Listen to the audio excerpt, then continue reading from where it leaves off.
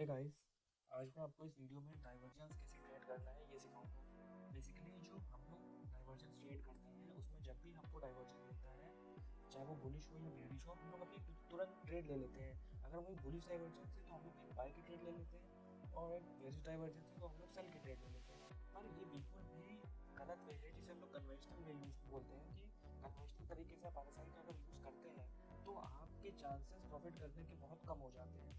तो मैं इस वीडियो में आपको कुछ फीचर पॉइंट्स बताऊंगा जिससे अपनी डाइवर्जेंस ट्रेडिंग इंप्रूव कर सकते हैं। तो मैंने मार्किंग पहले से कर रखी है जिसकी वजह से ट्रेड्स ज़्यादा लंबी ना हो।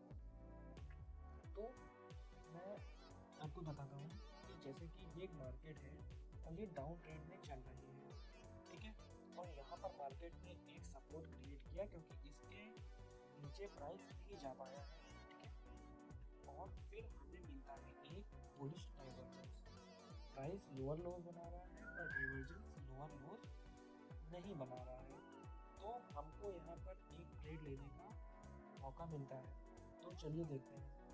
तो अगर हम यहाँ पर अपनी ट्रेड प्राइस एक्शन के तरीके से देखकर लें तो हमारा जो प्राइस है वो सपोर्ट के काफ़ी ऊपर है, और यहाँ पर जो मार्केट है वो कर रही है कंसोलिडेट।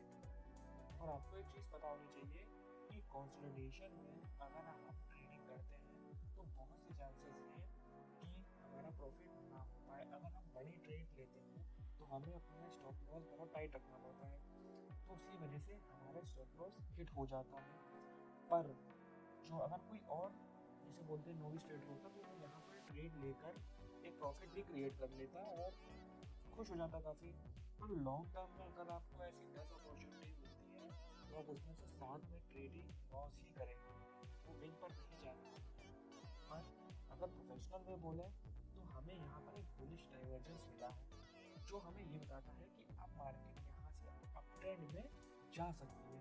ज़रूरी नहीं है कि जाए, जा सकती है। और एग्जैक्ट यही हुआ। मार्केट यहाँ से अप ट्रेंड में गई, ठीक है। मार्केट में जब भी एक मार्केट एक अप ट्रेंड में जाती है तो रिट्रेसमेंट आता है, तो ये रिट्रेसमेंट आया। और अब हमें पता चल गया है कि मार्केट में एक अप ट्रेंड में है, और यहाँ पर अगर हमें कोई अच्छी अपॉर्चुनिटी मिलती है तो हम अपनी ट्रेड एग्जीक्यूट कर सकते हैं। तो हम देखते हैं कि हमें ये कैंडल्स मिल रही है पर यहाँ पर RSI की वैल्यू 60 के अबव नहीं है। हम ट्रेड तभी एग्जीक्यूट करते हैं जब हमारी कैंडल की क्लोजिंग 60 के अबव होती है। और यहाँ पर जो ये बिग बुलिश कैंडल है इसने बता दिया है कि मार्केट में बुल्स प्रेजेंट हो गए। अब यहाँ पर देखिए ट्रेड्स कितनी कम क्वांटिटी में है, पर यहाँ पर एक बिग बुलिश कैंडल ने हमें बता दिया है कि अब हम यहाँ पर एक बाय की ट्रेड एग्जीक्यूट कर सकते हैं। तो अगर हम यहाँ पर अपनी बाय की ट्रेड लेते हैं इस पॉइंट पर, ठीक है, और अपना स्टॉप लॉस जो है वो हम लोग डालते हैं इस बिग बुलिश कैंडल के नीचे है, ठीक है। तो अब हमारा स्टॉप लॉस, हर आपको कोई भी ट्रेड लेनी है तो आपको क्या सबसे पहले स्टॉप लॉस डिफाइन होना चाहिए। और जनरली हम लोग जो अपना प्रॉफिट करते हैं तो 1:2 या 1:3 की रेशियो में करते हैं। तो बेसिकली यहाँ पर मार्केट ट्रेंड शुरू हुआ है तो हम अपनी बाय की ट्रेड लेते हैं, तो हम जनरली देखते हैं कि ऊपर कोई रेजिस्टेंस तो नहीं है।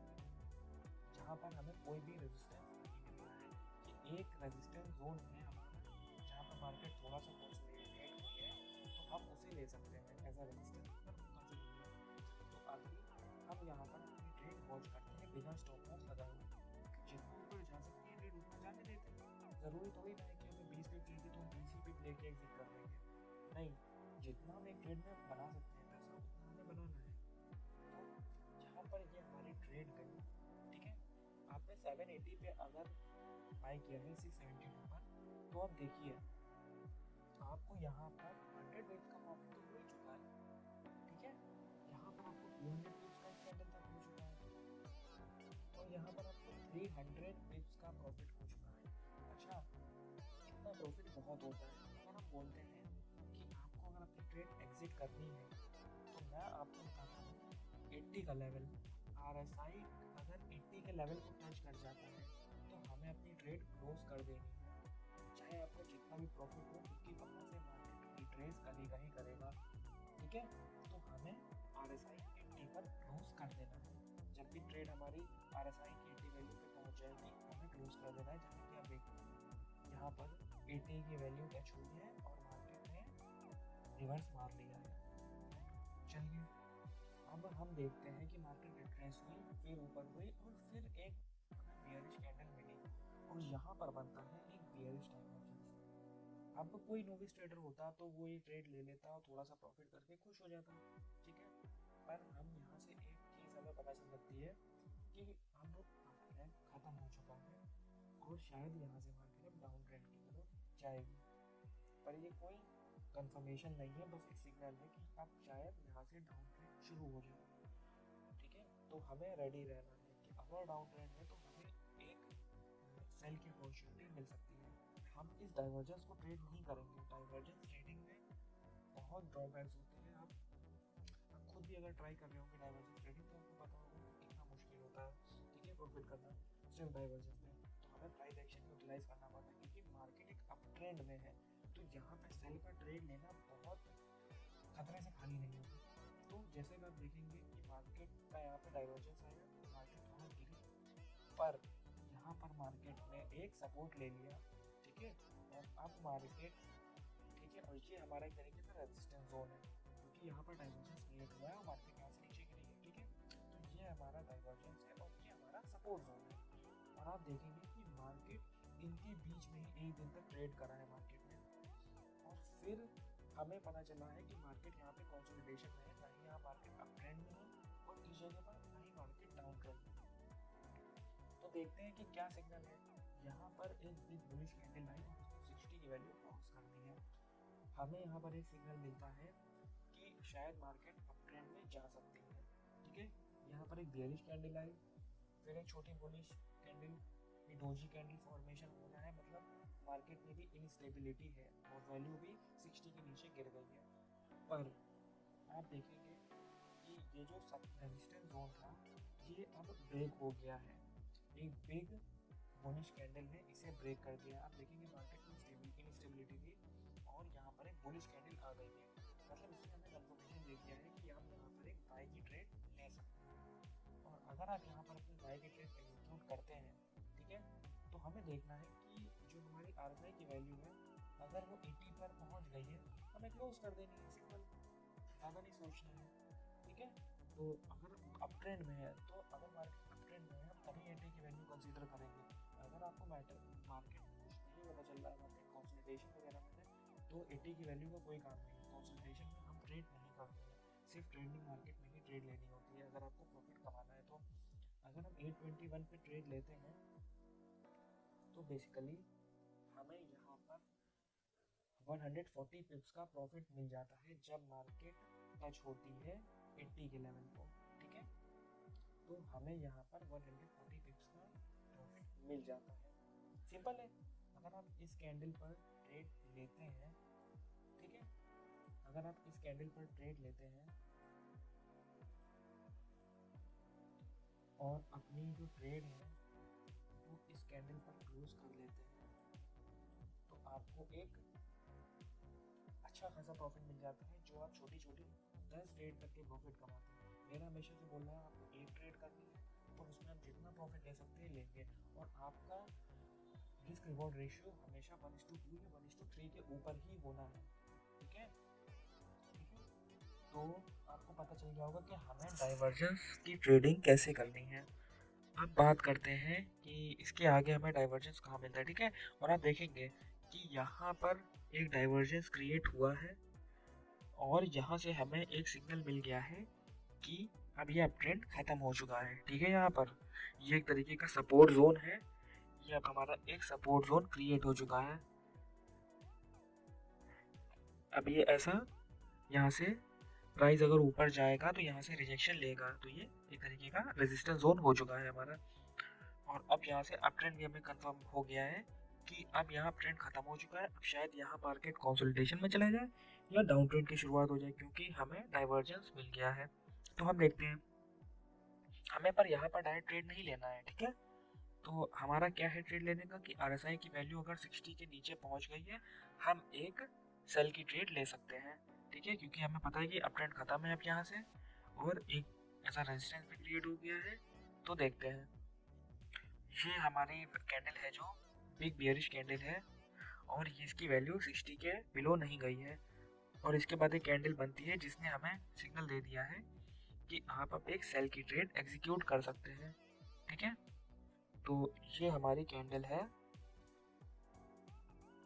जिसपे हम एक सेल की ट्रेड ले सकते हैं। और अगर हम यहाँ पर अपनी सेल की ट्रेड लेते हैं तो मैंने क्या बताया था, अगर मार्केट बुलिश है तो आप 80 पे अपनी ट्रेड एग्जिट कर लेंगे, और अगर मार्केट बियरिश है, ठीक है, तो आप 20 के लेवल पे अपनी ट्रेड एग्जिट कर जाएंगे। ठीक है, तो ये 7144 पे हमने ट्रेड ली है और मार्केट जो है 20 का लेवल आ गया है। इसमें आप देखेंगे कि मार्केट, ये जो RSI है, ये एक्सट्रीमली बियरिश हो गई है। जब एक्सट्रीमली बियरिश होती है, ये ओवरसोल्ड लेवल होता है हमारा। ठीक है, तो यहाँ से मार्केट ऊपर की तरफ थोड़ा सा रिट्रेस करती है। तो आपने देखा कि यहाँ पर इस कैंडल पे क्लोज हुई है मार्केट हमारी 21 के लेवल पे। आपको बेसिकली हमेशा ये नहीं देखना है कि आपकी मार्केट 20 पे ही क्लोज होगी। अगर वो 21 या 22 के लेवल पे भी है, या अगर मैं अप ट्रेंड की बात करूँ तो 79 या 78 के पे भी है, तो आप अपनी ट्रेड क्लोज कर देंगे। ठीक है, हमेशा मतलब ऐसा थोड़ी ना होगा कि हमेशा 80 या 20 का ही लेवल चलेगा। तो हमें अपनी ट्रेड इस कैंडल पे क्लोज कर देनी है। और यहाँ पर आपको, ठीक है, यहाँ पर आपको एक decent risk to reward ratio मिलेगा 1:3 का। ठीक है, अगर यहाँ पर आप ट्रेड लेते हैं इस कैंडल पे, तो आप अपना स्टॉप लॉस इस बेयरिश कैंडल के ऊपर रखेंगे। ठीक है, और जो, ठीक है, और आपका जो ट्रेड होगा वो चलने देंगे, आपको अपना सेलेक्ट नहीं करना है अभी। और आपको अगर सेलेक्ट भी करना है तो आप हमेशा ट्रेंडिंग मार्केट में रिस्क टू रिवॉर्ड 1:2 या 1:3 का ही सिलेक्ट करते हैं। जनरली 1:3 का ही सिलेक्ट किया जाता है। ठीक है, तो हम अपना रिस्क रिवॉर्ड रेशियो 1:3 से कम नहीं रखेंगे, या हम ट्रेड मॉनिटर करेंगे रियल टाइम और अपनी RSI की वैल्यू के हिसाब से ट्रेड एग्जिट कर देंगे। तो हमारी मार्केट यहाँ पर बियरिश हो गई है। अब बियरिश मार्केट ने एक मूव दिया, थोड़ा सा यहाँ रिट्रेस हुई, और उसके बाद से फिर से हमें मूवमेंट मिला। और इसमें अगर आप प्राइस एक्शन अप्लाई करते हैं, देखिए, ठीक है, तो ये एक आपकी इन्वर्टेड हैमर कैंडल है जो कि बियरिश सिग्नल देती है हमें, और फिर यहाँ पे एक बियरिश, बिग बियरिश कैंडल। और अगर आप यहाँ पर ट्रेड अपनी ले लेते हैं, ठीक है, ये जो ट्रेड है हमारी, ये कैंडल जो है, अगर आप इस पे ट्रेड ले लेते हैं तो फिर वही करना है हमें। हमें RSI की वैल्यू देखनी है, नीचे कोई सपोर्ट तो जोन है नहीं।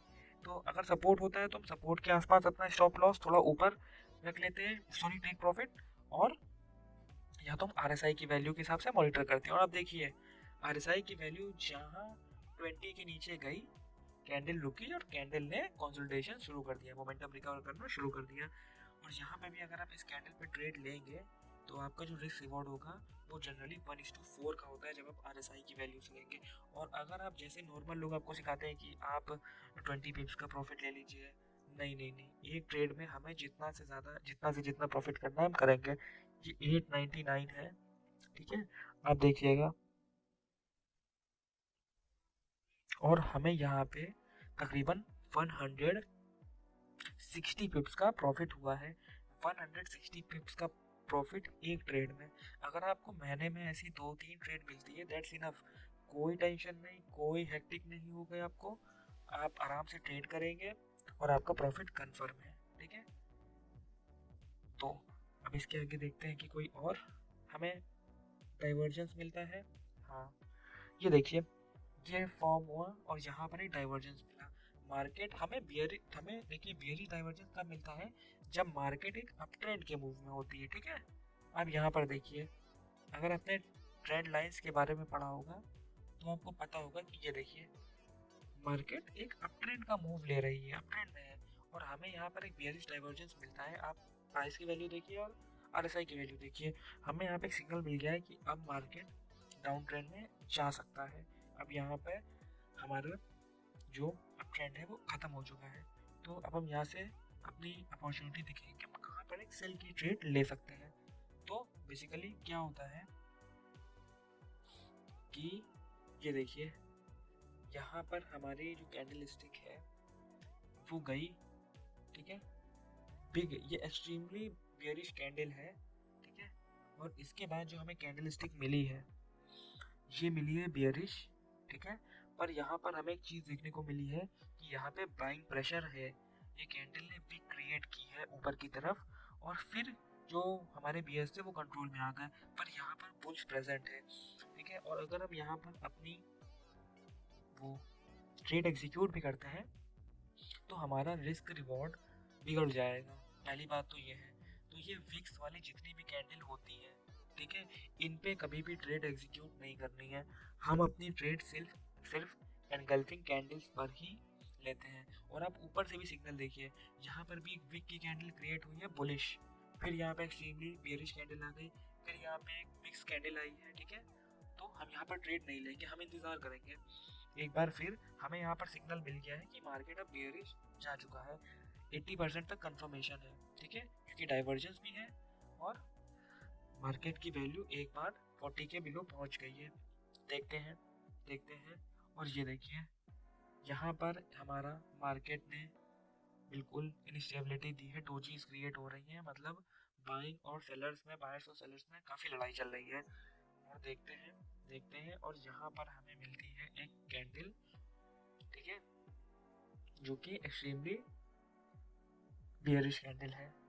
पर हम इस कैंडल पे ट्रेड नहीं लेंगे, क्योंकि यहाँ पर अगर हम वही बोला ना, ट्रेड लेते हैं थोड़ा सा, अगर आप लालच अपना कंट्रोल कर लेंगे तो आप ट्रेडिंग में अच्छा खासा प्रॉफिट बना सकते हैं, ठीक है। हम देखते हैं कि इसके बाद हमें कोई बुलिश कैंडल मिलती है, और या फिर हम फिर एक रिट्रेसमेंट पे ट्रेड लेने की कोशिश करेंगे। एक बुलिश कैंडल आती है और एक बियरिश कैंडल हमें मिलती है, ठीक है। पर यहाँ पर हमने बोला ना कि यहाँ पर जो RSI की वैल्यू है 30 है, यहाँ पर अगर ट्रेड ले लेंगे तो हमें तो 20 पे वैसे भी क्लोज करना होता है, ठीक है। हम यहाँ पर ट्रेड नहीं करेंगे, इंतज़ार करते हैं कि जो हमारा, देखिए, एक और बुलिश कैंडल फॉर्म हुई है, ठीक है, RSI की वैल्यू 40 तक पहुंची, और फिर यहाँ पर हम एक 34 पे यहाँ पर एक हमें एनगल्फिंग कैंडल, हमने क्या बोला था कि आपको ट्रेड एनगल्फिंग कैंडल्स पर ही लेनी है। ये एक एनगल्फिंग कैंडल आई है, इसमें कोई विक नहीं है इस कैंडल की तरीके, आप इस पर ट्रेड लेते हैं, ठीक है। आपका जो स्टॉप लॉस है वो आप ऊपर रखते हैं इस कैंडल के, ठीक है। और टेक प्रॉफिट आप जनरली, जो मैंने बोला, या अगर कोई नीचे सपोर्ट है तो आप उस पर रखेंगे, वरना RSI की वैल्यू से क्लोज करेंगे।